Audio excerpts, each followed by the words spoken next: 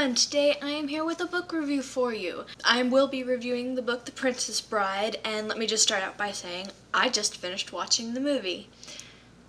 Now, I've watched this movie 100 times before. I can practically quote the whole thing along with the movie as I watch it. It is a fantastic, fantastic movie, and I had never read the book. So if you watch my videos, you know that last month I got some birthday money, and I went out to Barnes & Noble where I found The Princess Bride by William Goldman sitting on the shelf. And I figured, why not buy it and read it, because I love the movie so much. And normally, when you love the movie, you love the book better. Or at least that's how it is for me. And I'm reading through the introductions in it because it's got 2 introductions, and I get so excited because it goes on and on about a museum that has the 6-fingered man's sword in the front of the museum, and there's a mold of Fezzik's hand, Fezzik the Giant, and that Andre the Giant put his hand in Fezzik's, and Fezzik's was bigger, and that there was William Goldman and Stephen King were friends and got him into the Florinese Museum, and I was so excited because it's real. And then when I got to the end and I started doing research, I found out, of course, it's not real. It's just a tool he used to make the story seem more realistic. So that was disappointing. That being lied to is how I finished the book's feeling, is that I was just lied to. Because I don't do history. I live in fantasy worlds, okay? I don't visit the real world all that too often. So, if you go into reading this book and you read the introductions and everything, and he's going on about how this really happened and its history, it's part of his storytelling.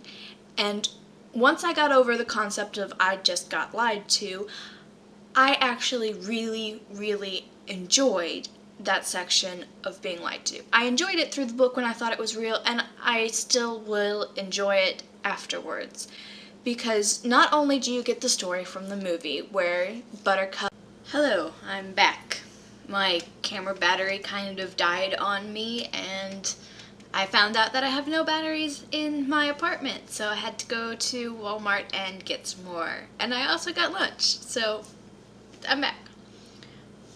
But anyway, like I was saying, not only do you get the story of Buttercup and Wesley falling in love, Wesley dying, and her engagement to Prince Humperdinck and then being kidnapped, you also get a fake real-life story about the troubles that William Goldman went through to bring you this book. And the reason he did that, I found online, is that he wrote 30 pages for The Bride, Chapter 1, The Bride, and then he started Chapter 2, The Groom, and he could only manage to write 4 measly pages about Prince Humperdinck. So he came up with the abridgment idea that there had been more written, but he cut it out because it was a boring bit.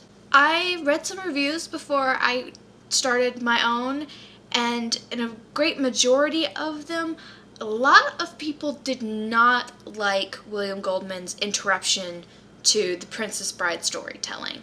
He writes in italics, so you can skip over them if you want to, and I've read that a lot of people did. I loved it. I thought it was fantastic, and I'm really glad that they got put in there because I found it very entertaining. He is not the nicest person in the italics, especially when he's talking about his fake family, about his horrible cold wife and his very large fat son. And I found that really amusing to me. So I enjoyed it immensely. I did give this book 5 out of 5 stars. There was pretty much just one thing about it that I didn't quite like, and that was the ending. If you read the introductions and you read the end, there is like the first chapter of the sequel that he was trying to write for The Princess Bride called Buttercup's Baby.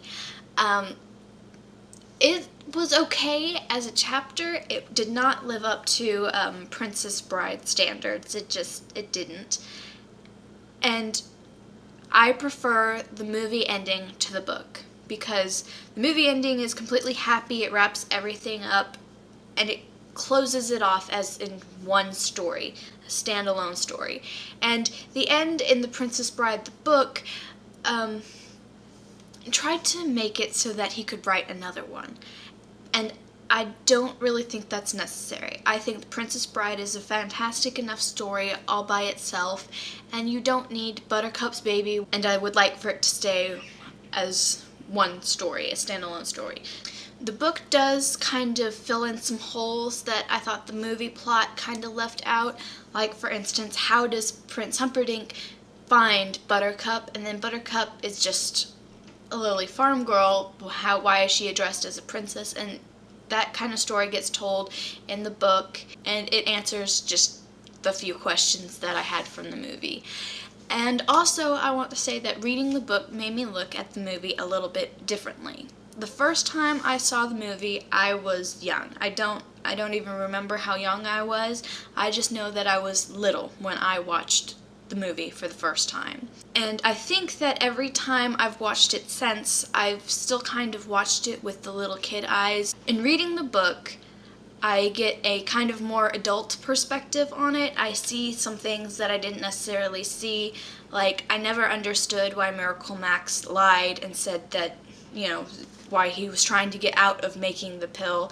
And I read the book and I watch the movie again, and it just kind of makes more sense now. So yeah, if you haven't read the book, I do recommend it. If you haven't watched the movie, I highly, highly recommend the movie.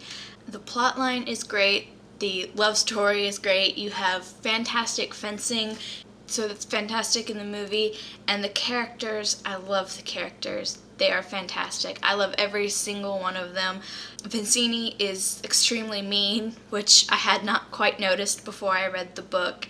Fezzik is Fezzik, and Inigo Montoya has to be my absolute favorite, and then you can quote him around all day. I did prefer the movie version of the Princess Buttercup. She was quite a bit stupider in the book than she was in the movie. I saw more brains in the movie than I did in the book. Wesley is just perfect as Wesley, and I think I might go watch the movie again. That's all I have for you today. I'll see you guys next time. Bye! I actually took fencing in college. It was one of the courses that was offered, and I took it, and on like day one when they introduced you to it, she actually showed that clip from The Princess Bride and a couple other from like Three Musketeers movies to show us fencing and how great it can be, and she thought that scene was particularly fantastic, the instructor did.